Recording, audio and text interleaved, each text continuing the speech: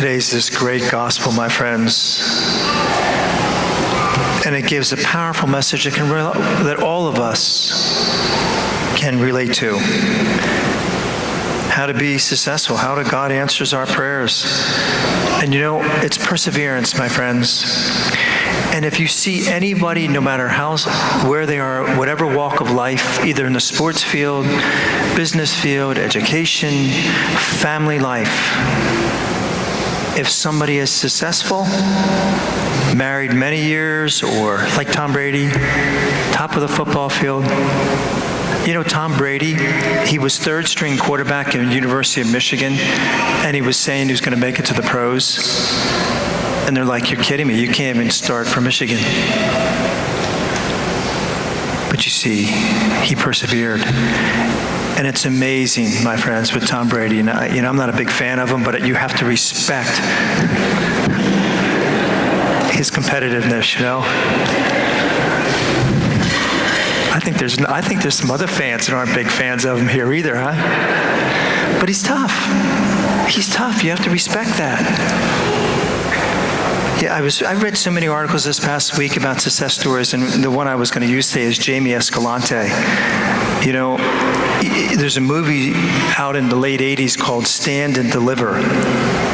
Some of you probably have seen it. I didn't see it, but the article was talking about it. He was a teacher.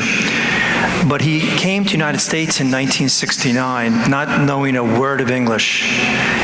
In Bolivia, he spoke or he taught mathematics and physics.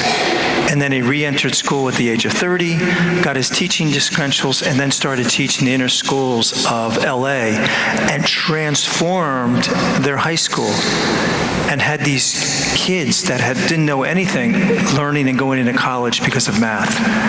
It's a phenomenal story and what he did. But you know, getting there and all the obstacles he had to endure was amazing. Was amazing. You know, we give up so quickly today, don't we? If something doesn't go our way, we walk away. The most smallest obstacle, we give up, don't we? And Jesus is saying, just like this woman, she came, Jesus ignored her the first time. They told her to stay away. She keeps coming. She keeps coming. What happens? Her prayer was answered. Her prayer was answered.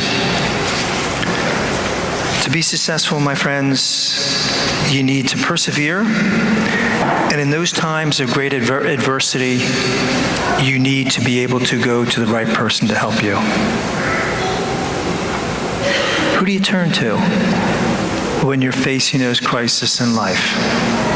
Who do you turn to, or what do you turn to? Dr. John Maxwell tells the story of his three, and you might have heard or read some of his books. He talks about his 3-year-old son.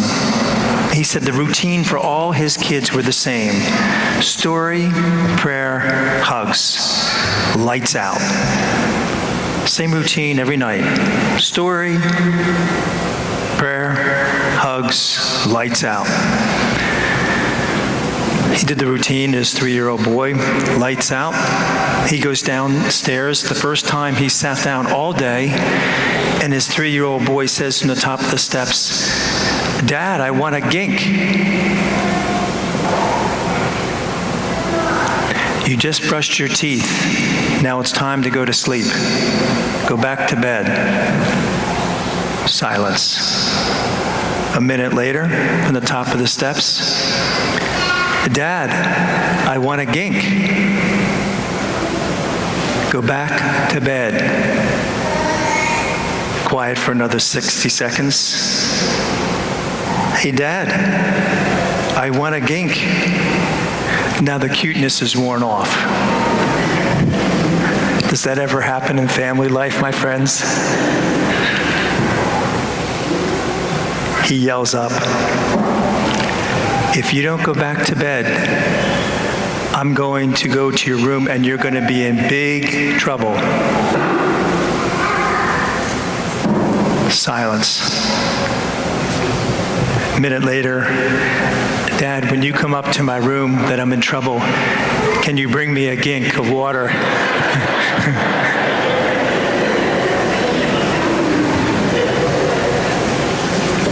Who won that battle, my friends?